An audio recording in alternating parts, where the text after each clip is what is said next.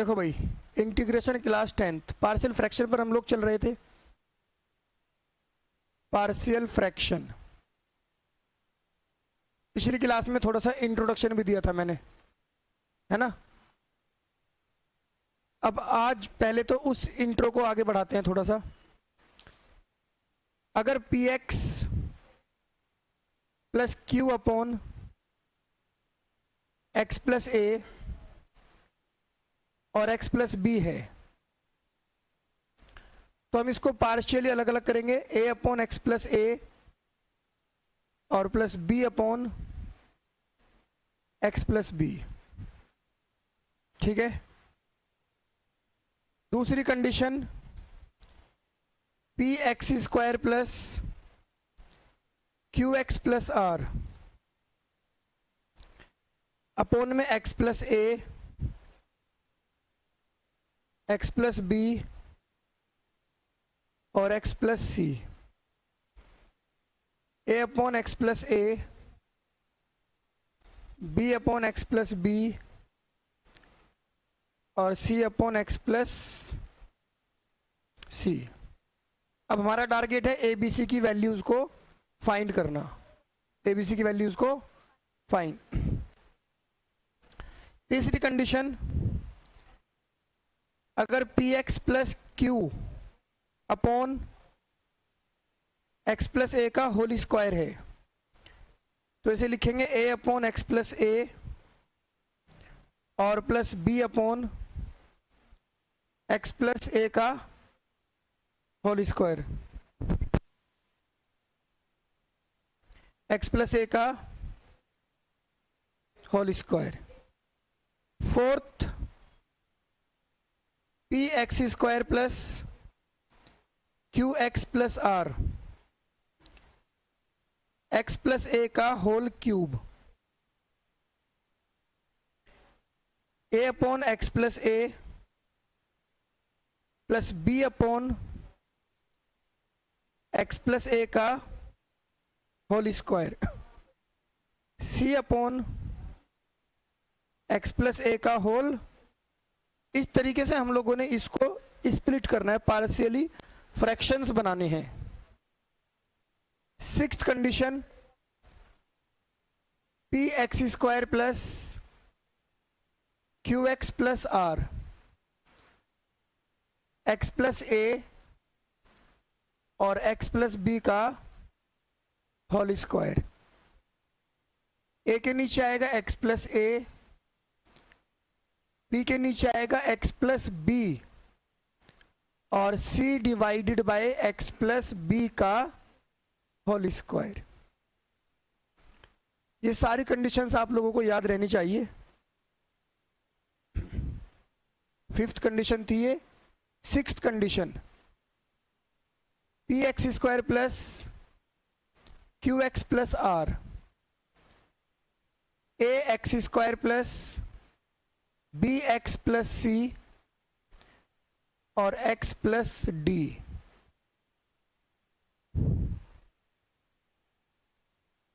ये जो quadratic polynomial है ये नॉन फैक्टराइजेबल होती है। अगर मान लो ये फैक्टराइजेबल है तो इसके फैक्टर करने से ये दूसरी वाली कंडीशन बनकर आ जाएगी, अगर इसके फैक्टर्स हो सकते हैं। ये जब नॉन फैक्टराइजेबल होगी तब हम यहां पर लिखेंगे a x plus b upon a x square plus b x plus c और plus c upon x plus d. आई यहां तक की बात समझ में? कोई दिक्कत नहीं है। मैंने पिछली क्लास में तुम्हें 2 एग्जाम्पल भी कराए थे, आज 2 एग्जाम्पल के बाद के क्वेश्चंस करेंगे। देखो,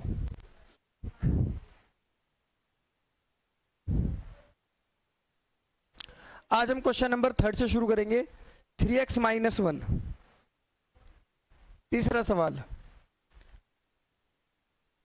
3x minus 1 upon x minus 1 x minus 2 x minus 3 और dx।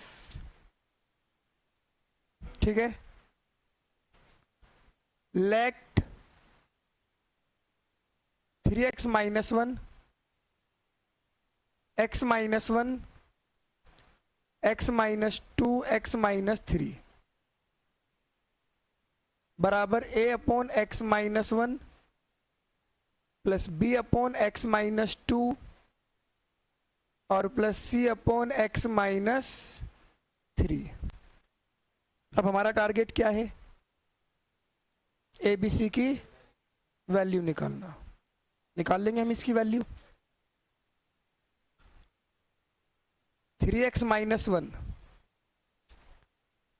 x minus 1 x minus 2 x minus 3। LCM क्या आएगा? x minus 1 x minus 2 x minus 3। x minus 1 से डिवाइड करेंगे, x माइनस 1 कैंसिल हो जाएगा, बचेगा कौन? x minus 2 x minus 3 plus x minus 2 से डिवाइड करेंगे, बचेगा कौन? x माइनस 1 x माइनस 3 और फिर plus c x minus 1 x minus 2।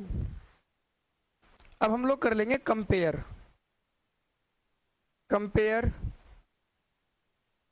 Both side, दोनों तरफ कंपेयर करेंगे। कंपैरिजन करने पर क्या मिलेगा? 3x minus 1 3x minus 1 ax minus 2 x minus 3 plus b x minus 1 x minus 3 plus c x minus 1 और x माइनस 2। अब अगर आप इक्वेशन बनाकर करोगे सॉल्व तो बहुत ही कॉम्प्लिकेटेड हो जाएगा। आप वैल्यू पुट करके सॉल्व करो। पुट x बराबर, अगर 1 पुट कर दूं, 1 पुट करने से इसका भी खेल खत्म हो जाएगा, इसका भी खेल खत्म हो जाएगा। बचेंगे सिर्फ ये a वाला term. 3 into 1 minus 1 is equals to a 1 minus 2 1 minus 3। 3 कम 3 माइनस 1 क्या आएगा? 2 आएगा। a into minus 1 into minus 2, minus से माइनस कैंसिल, 2 से 2 कैंसिल, तो a की वैल्यू कितनी हो गई? 1। a की वैल्यू तो हो गई 1। फिर इसके बाद पुट कर लो x के बदले 2। अगर हम x के बदले 2 पुट करेंगे तो क्या आएगा? ये वाला टर्म खत्म हो जाएगा और ये वाला टर्म खत्म हो जाएगा। 3 into 2 minus 1 equals to b 2 minus 1 और 2 माइनस 3। 3 दूनी 6 में से घटेगा कितना आएगा? 5। b इंटू 1 2 माइनस 3 माइनस 1, तो b की वैल्यू कितनी आएगी? माइनस 5। b की वैल्यू माइनस 5। ठीक है यहां तक? अब बताओ x के बदले क्या पुट करना है?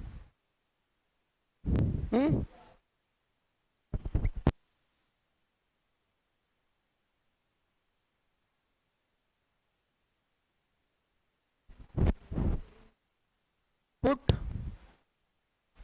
x बराबर 3, तो 3 पुट करने पर क्या होगा? 3 इंटू 3 माइनस 1, a वाला भी 0 b वाला भी 0, बचेगा कौन? c। 3 माइनस 1 3 माइनस 2, 3 3 9 में से घटेगा 8 बराबर 2c, और c की वैल्यू कितनी हो जाएगी? 4। a भी आ चुका है, b भी आ चुका है और c भी आ चुका है। a कितना है? 1, b माइनस 5 और c 4। तो अब मैं अपने उस सवाल को 1/x-1 -5/x-2 plus 4/x-3 dx 1/x-1 plus minus minus 5 को बाहर ले जाओ 1/x-2 इस बार 4 को बाहर ले जाओ 1/x-3 क्लियर यहां तक। ये हो जाएगा log x-1 -5 log x-2 plus 4 log x-3 और प्लस c। ये 5 कहां जाएगा पावर, और ये 4 कहां बनेगी ऊपर जाके पावर। तो log x-1 minus log x-2 की पावर 5 प्लस log x-3 की पावर 4 प्लस c। जो प्लस में होते हैं वो मल्टीप्लाई में आ जाते हैं और जो माइनस में होते हैं वो डिवाइड में, in case of log, log के केस में। तो log x-1 x-3 की पावर 4 अपॉन x-2 की पावर 5 और प्लस में c। ये आंसर है। कोई दिक्कत तो नहीं यहां तक किसी को? कोई डाउट हो तो बताओ। अगला सवाल क्वेश्चन नंबर 4। देखो ये 3 और 4 एक जैसे ही हैं, कर दोगे या नहीं? और अगर आप ध्यान से देखो क्वेश्चन नंबर 5 को, तो ये जो लिखा है हमारे पास, ये लिखा है 2x अपॉन, अगर मैं इसके फैक्टर्स करूंगा तो ये x+1 और x+2 लिखा है, मतलब मैं इसके फैक्टर्स कर सकता हूं। और जैसे ही मैं इसके फैक्टर कर दूंगा ये क्वेश्चन नंबर पहले के जैसा हो गया। फिर तो आसानी से कर ही दोगे, कर दोगे ना। अब हम लोग आ जाते हैं क्वेश्चन नंबर 6 पर। देखो छठा सवाल क्या कहता है, 1 - x² upon x1 - 2x, 1 - x² upon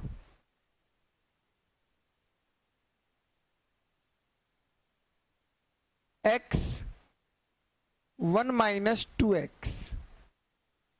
ध्यान से समझने वाली बात है, इसमें पार्शियल फ्रैक्शन ही लगेगा, मुझे दिखाई दे रहा है। लेकिन एक छोटी सी बात देखो, ऊपर की जो पॉलिनोमियल है उसकी डिग्री कितनी है 2, और अगर मैंने इसकी से मल्टीप्लाई कर दी तो इसकी भी डिग्री कितनी हो जाएगी 2, डिग्री तो है ना। तो जब भी आप पार्शियल फ्रैक्शन लगाओ, जब भी आप पार्शियल फ्रैक्शन अप्लाई करोगे तो डिग्री ऑफ न्यूमरेटर, न्यूमरेटर की डिग्री डेनोमिनेटर की डिग्री से हमेशा छोटी होनी चाहिए।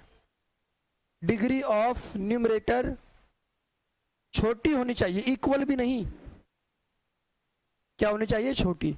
लेकिन यहां इक्वल है। अब क्या करें हम जब इक्वल है तो? अब उसका भी एक रास्ता है मेरे पास। मैं आप लोगों से बस इतनी बात बताऊंगा कि अगर मैं 75 को 8 से डिवाइड करना चाहता हूं, मैं एग्जांपल देकर समझा रहा हूं कि 75 को 8 से डिवाइड करना है, तो आप कहोगे सर 8 से 75 को डिवाइड कर लो। ये हमारा डिवाइजर है, कौन है ये, और ये डिविडेंड है। 8 निम 72, शेष कितना आएगा 3 आएगा। और ये क्या है, ये कोशेंट है, और ये रिमाइंडर है। अब हर एक बच्चा एक बात जानता है, क्या जानता है? कि मैं इस 75 को 9 इंटू 8 प्लस 3 लिख सकता हूं। क्या लिख सकता हूं? 9 इंटू 8 प्लस, किसे लिखा मैंने? 75 को। ये 75 को लिखा, और इसके नीचे क्या लिखा है? 8 लिखा है।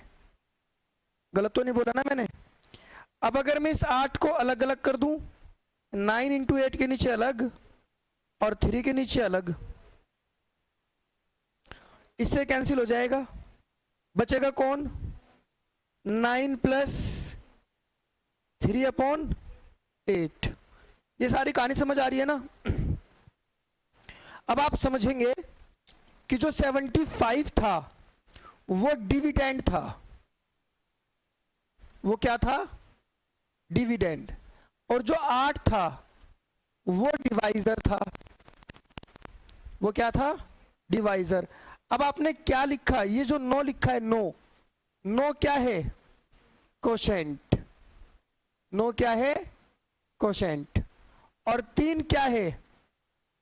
रिमाइंडर। और अपॉन में 8 क्या है? डिवाइजर। तो आप ऐसे लिख सकते हो, dividend upon divisor is equals to quotient plus remainder upon divisor. ये मैंने एग्जांपल से आप लोगों को समझा दिया।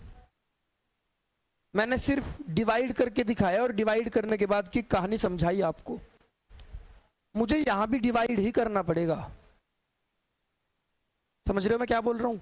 जब भी मुझे हमेशा क्या जरूरत है? मुझे जरूरत है डिग्री ऑफ न्यूमरेटर छोटी होनी चाहिए डिग्री ऑफ डिनोमिनेटर। अगर डिग्री ऑफ न्यूमरेटर बड़ी या बराबर हो गई डिग्री ऑफ डेनोमिनेटर से, अगर ये हुआ तो आप क्या करोगे? आप डेनोमिनेटर से न्यूमरेटर को डिवाइड करोगे। बात दिमाग में बिल्कुल फिट कर लेना सब। अगर कभी ऐसा हुआ न्यूमरेटर की डिग्री डेनोमिनेटर की डिग्री से बड़ी या बराबर हुई, तो पहले काम डिवाइड करने का होगा। पहले काम, बाकी की प्रोसेसिंग बाद की है। तो यहां देखो न्यूमरेटर की डिग्री बराबर है डेनोमिनेटर की डिग्री के, तो डिवाइड करो। x इंटू 1 माइनस 2x से डिवाइड करो 1 माइनस एक्स स्क्वायर को। यही तो बोला है मैंने। अब इसको थोड़ा सा सही करके लिख लो। किसी भी पॉलिनोमियल की स्टैंडर्ड फॉर्म होती है कि उसकी जो डिग्री है वो डिसेंडिंग ऑर्डर में लिखी जाए, मतलब पहले बड़ी पावर। तो इसको आप ऐसे लिख लो। सही तरीका यह है कि माइनस एक्स स्क्वायर प्लस 1। बात तो एक ही है।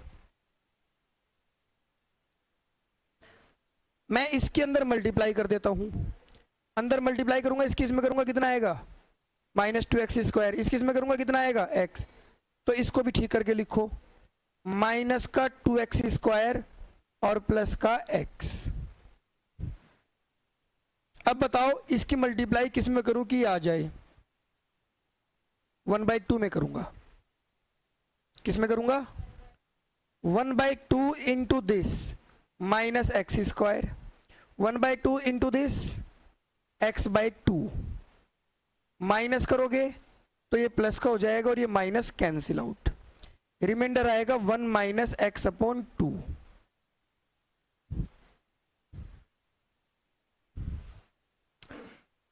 ये क्या है? डिविडेंड। ये क्या है? डिवाइजर। ये क्या है? कोशेंट। और ये क्या है? रिमाइंडर। तो अब मुझे बात समझ आने लगी कि मैं अपने इस सवाल को 1 minus x square upon x 1 minus 2x, इसको मैं क्या लिख सकता हूं? कोशेंट प्लस रिमाइंडर अपॉन, क्या बताया, डिवाइजर। बोलो सही लिखा है गलत लिखा है? देख लो, quotient plus remainder upon divisor, इसको मैंने ये लिख दिया और फिर इसको कर दिया मैंने सेपरेट।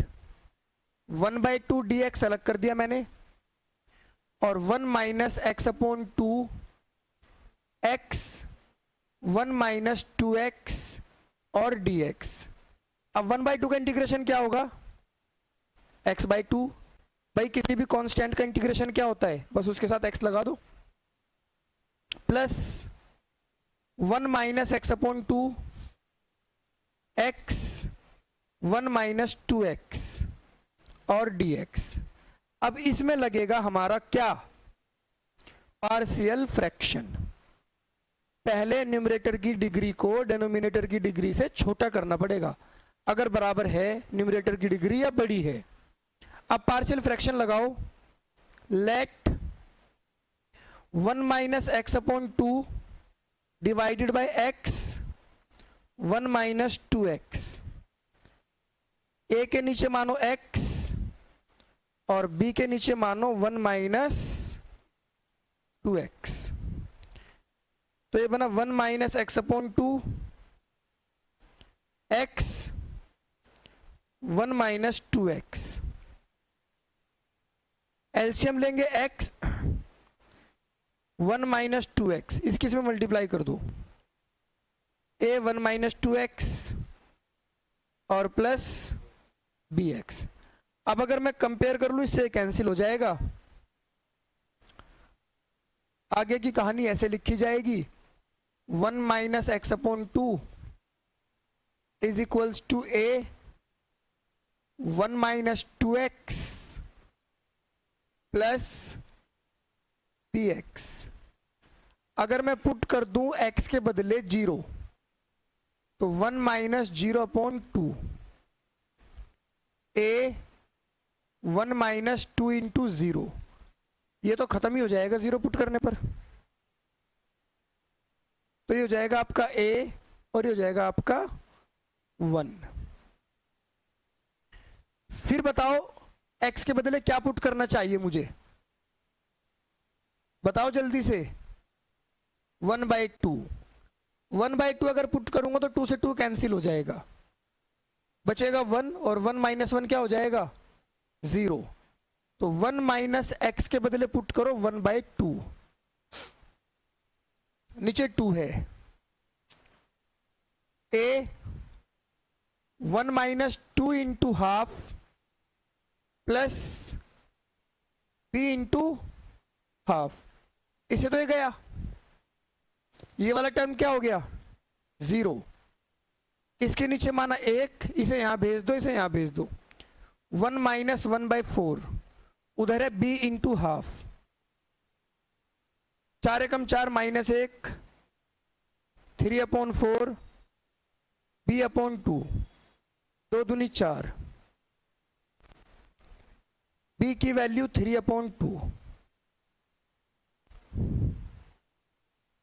b की वैल्यू। तो अब मेरा जो सवाल बनेगा वो ऐसे बनेगा, यहां तो है x/2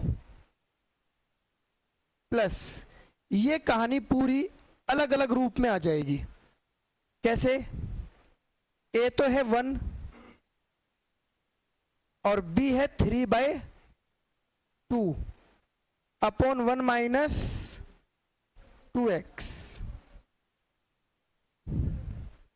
इसको मैंने a अपॉन और b अपॉन करके लिख दिया, x/2 प्लस 1/x का इंटीग्रेशन log x। यहां से 3/2 बाहर आएगा, इसका भी क्या आएगा, log 1 माइनस 2x और डिवाइडेड बाय 1 माइनस 2x का डेरिवेटिव भी तो करना पड़ेगा ना, क्योंकि 1/x का ही तो log x होता है। 0 माइनस और प्लस c। अब ये कितना बन जाएगा, -2, और -2 की इसमें मल्टीप्लाई कर लेना, तो ये बनेगा x/2 plus log x minus 3/4 log 1 minus 2x plus c, ये बन गया। वैसे तो मेरा सवाल यहीं तक ठीक हो गया, लेकिन मुझे जब log की दो टर्म दिखाई दे रही है, क्यों ना इनको इकट्ठा कर दूं। अब उनको इकट्ठा करूंगा तो क्या करना पड़ेगा, 3/4 को ऊपर ले जाना पड़ेगा, या फिर एक काम और कर सकता हूं मैं। कौन सा काम कर सकता हूं बताओ। मतलब ये चीजें हैं, आप लोगों को समझनी सीखनी पड़ेंगी। इन दोनों में से 1/4 कॉमन ले लो, यहां बचेगा 4 log x और यहां बचेगा 3 log 1 माइनस 2x और प्लस c। सही कर दिया ना मैंने। आप 1/4 किस में मल्टीप्लाई कर लेना, 4 से 4 कैंसिल हो जाना है। अब ये 4 कहां जाएगा बताओ, पावर बनेगा, और ये कहां जाएगा, पावर बनेगा। x/2 प्लस 1/4 log x की power 4 minus log 1 minus 2x की पावर और plus c। x/2 1/4 log x की पावर 4 1 माइनस 2x का होल। जरा आंसर मैच करके बताओ कौन सा दे रखा है एनसीईआरटी वालों ने।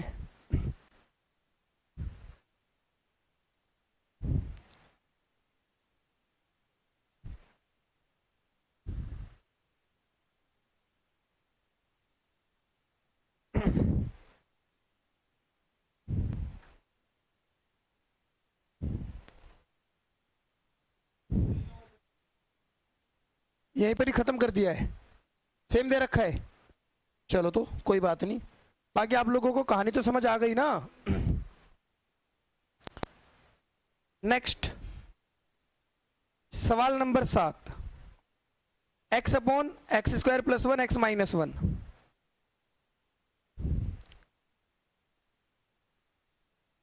x/x² प्लस 1 x माइनस 1 और dx। Let x/x² plus 1 x minus 1 बराबर, ये क्वाड्रेटिक पोलिनोमियल है। कैसा पोलिनोमियल है, और नॉन फैक्टराइजेबल है। ये हम इसके फैक्टर कर सकते हैं, नहीं कर सकते ना। तो इसको लिखो ax plus b upon x² plus 1 c upon x minus 1। लिख सकते हैं ना ऐसे, ये तो बताया था अभी मैंने। आप देख लेना पेज पलट कर।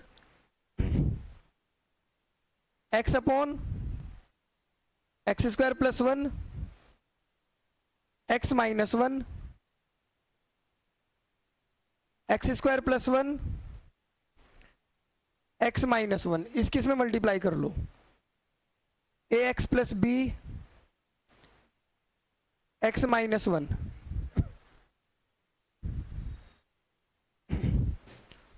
Plus c x² plus 1।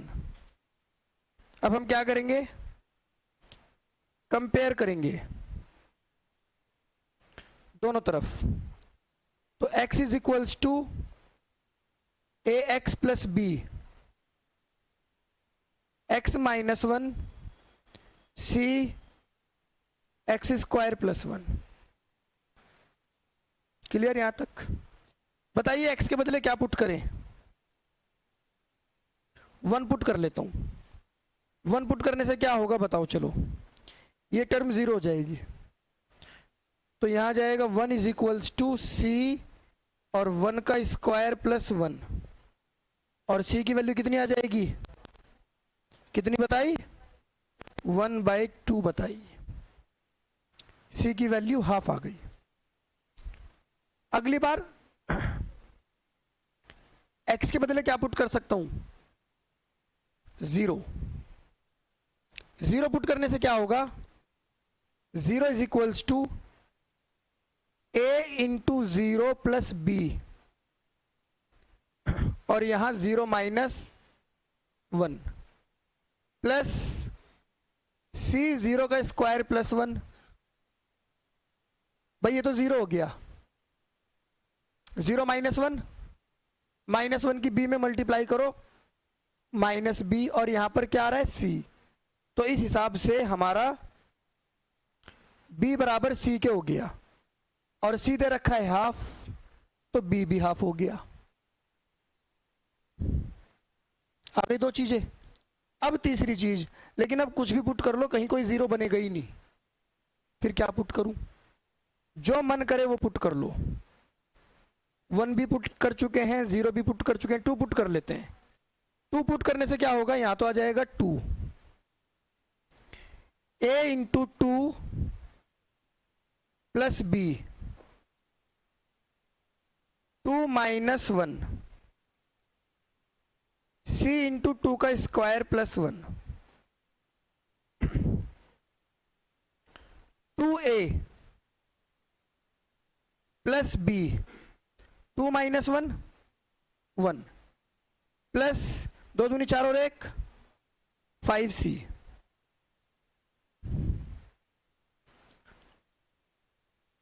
To equal 2a, b की वैल्यू 1/2, c की वैल्यू भी 1/2, और 1/2 की मल्टीप्लाई 5 से करेंगे तो 5/2। तो बताओ ये कितना हो जाएगा,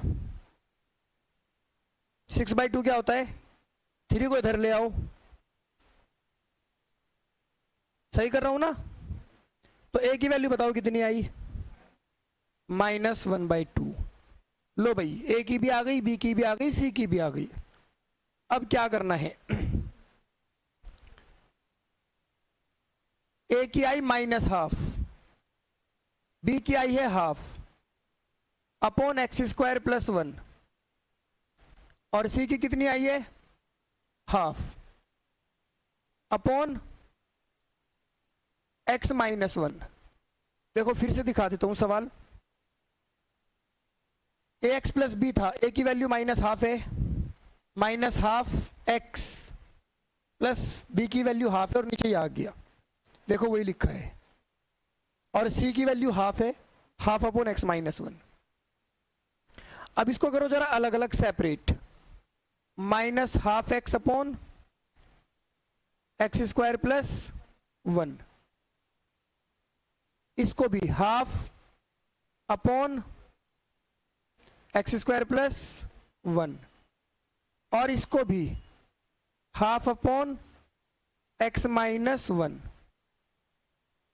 भाई इसमें से सब में से हाफ हाफ कॉमन लो,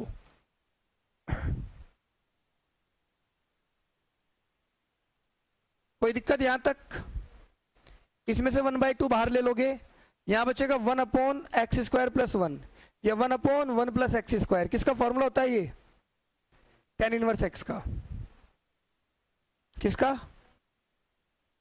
यहां से भी 1/2 बाहर आ जाएगा, किसका बचेगा, log x -1 और प्लस c। अब बताओ इसमें क्या करना है, पुट t बराबर x² plus 1 dt upon dx, x² plus 1 का डेरिवेटिव क्या होगा, 2x, dt अपॉन 2x बराबर dx। तो ये बनेगा -हाफ x अपॉन t, और dx के बदले dt अपॉन 2x,